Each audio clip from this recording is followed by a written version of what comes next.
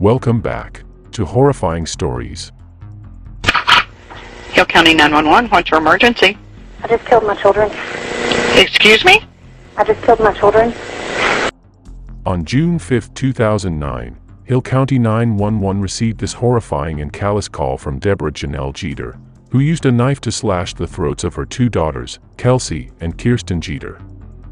This is their horrifying story. Viewer discretion is advised.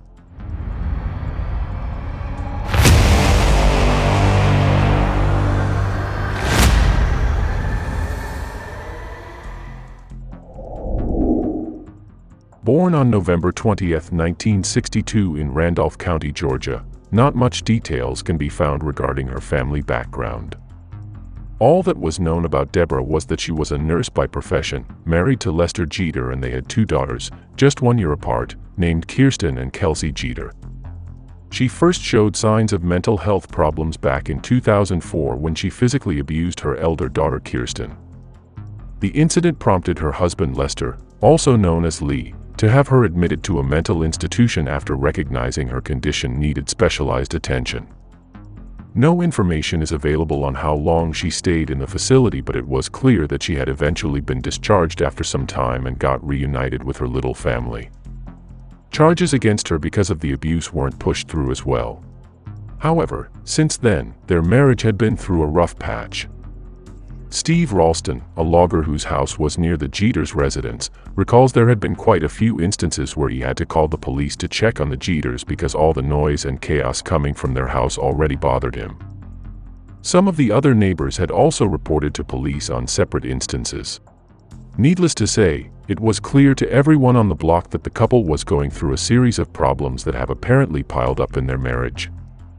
The relationship held on for around 5 years until Lee filed for divorce in May 2009. Such a move by Lee seemed to have devastated Debra. Unable to accept Lee's decision of calling it quits, Debra fell deeper into her depression until it led her to try taking her own life within that same month.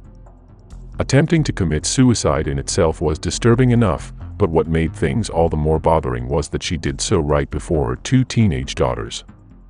She failed to put an end to her seemingly miserable life. Instead, once again she found herself admitted to the DePaul Center, a mental institution in Waco, Texas. Seeing the worsening mental condition of Debra, Lee worried for the safety of their two daughters in the hands of his estranged wife. So on top of the temporary custody given to him over Kirsten and Kelsey, Lester also sought for a temporary restraining order against Debra, prohibiting her to go anywhere near her two daughters at least without supervision. Her attempted suicide might have been out of her desperation, probably hoping her condition would get his sympathy and push him to stay in the relationship. Unfortunately, in this case, it was the opposite. Not long after filing the petition, Lester was able to secure the restraining order and kept his daughters out of harm's way. However, after almost a couple of weeks' stay at the mental institution, Debra was released. Along with her being discharged, the judge lifted the restraining order, thus allowing Debra to see her kids without supervision. It had been 15 days since Debra last saw her two daughters. She told Lee and the two that she had a surprise for them. Despite the traumatic sight they saw weeks prior and its memory still fresh in their young minds, 13-year-old Kirsten and 12-year-old Kelsey were still excited to see Debra. The eldest, Kirsten, even posted on MySpace, a social media platform, the night prior, being all ecstatic about finally seeing her mom the following day. So on June 5, 2009, at around 6 p.m., Debra pulled over at their house and fetched her excited daughters. The two happily bid their goodbyes to Lee as they went inside their mom's car, totally unaware of the horror that awaited them. Apparently, Debra had told them they were going to read books together and have a karaoke night. What was supposed to be a fun bonding time between Debra and her daughters quickly turned out to be the girls' worst nightmare when Debra brought them to an old abandoned house in rural Hill County. When they arrived, Debra took out a knife and began to attack Kirsten. She stabbed her in the back. In her young mind, Kirsten was quick to alert Kelsey and yelled, instructing her younger sister to run for her dear life while at the same time preventing her own mom from running after Kelsey. Debra caught up on Kelsey in no time, and as soon as she got a hold of her, She slashed Kelsey's throat, leading to her younger daughter's eventual death. Seeing her own daughter dead, she went back to Kirsten and slit her neck as well. Kirsten was in deep pain, but she managed to plead with her mother to call for help. Debra, in spite of being capable since she was a nurse, did nothing to apply first aid on her own daughter's critical condition. Instead, she left Kirsten to look after herself and opted to dial 911. Her apathetic 911 call, which was later released by authorities, would send chills down anyone's spine. County 911, what's your emergency? I just killed my children. Excuse me? I just killed my children. Where are you? I'm in the abandoned house on Highway 77 right after you go underneath the highway. One of them's still alive. Hurry. How? Under what highway? You're on Highway 77 where? I'm on Highway 77 right after you go under 35 going towards Milford. Get an ambulance out here to save the one that didn't die. Come on. Hurry up. What's your name? Call them. Have you already called them? Yes, ma'am, I have. Okay. I need your name. I don't want to say your name. Are you in your car? No, I'm not in my car. I'm in the house walking around. And one of them's still alive for real. She's asking to be saved, and I couldn't handle that. And so now She's in an abandoned house at it's that been a location. long time. She might already die because she's bled out a lot. And hold on. What, baby? 77 is Be still. What did you say? I want to talk to 911. She said, please tell you to hurry. Okay. Well, we've got people in route. Get an ambulance because one of them's still alive, she said. Can you tell me what happened? I don't want to tell you. I don't see any lights. They're not coming. Well, they're on their way. My partner's getting them to you just as quickly as she can. Okay. How many?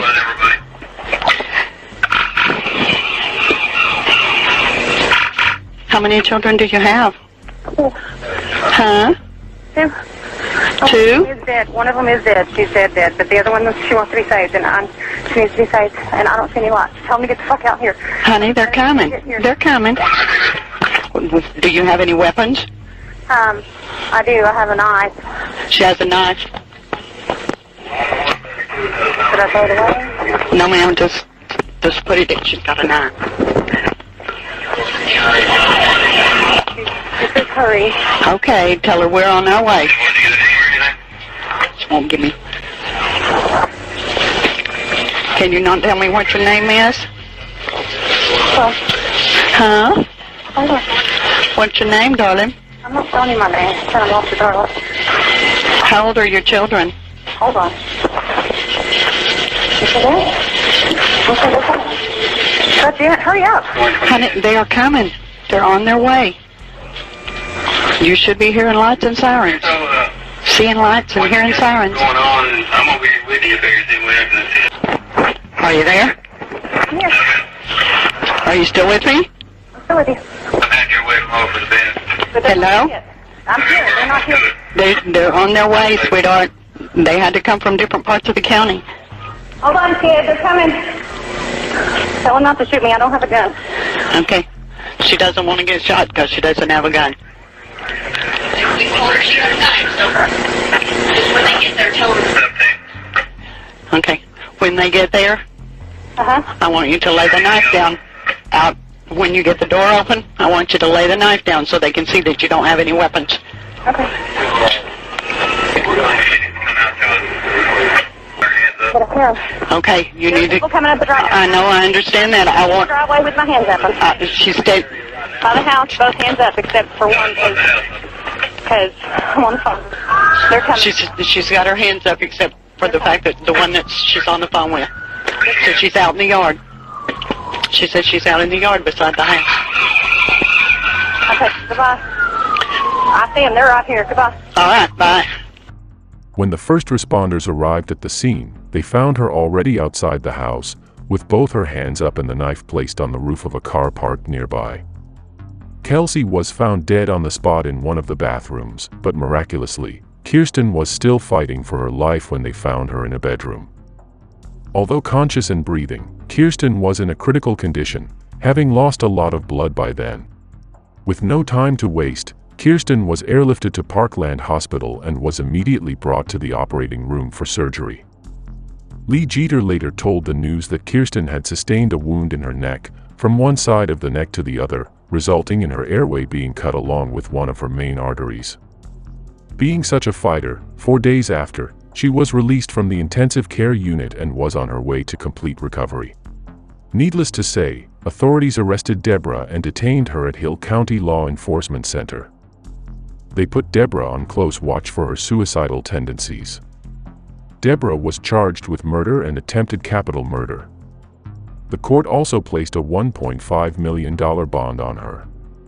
The following year, in May 2010, Debra pleaded guilty to both charges and accepted a plea deal that granted a life sentence without the possibility for parole. This deal spared her from the death penalty and also spared Kirsten from having to relive a traumatic experience by subjecting herself to testimony in court.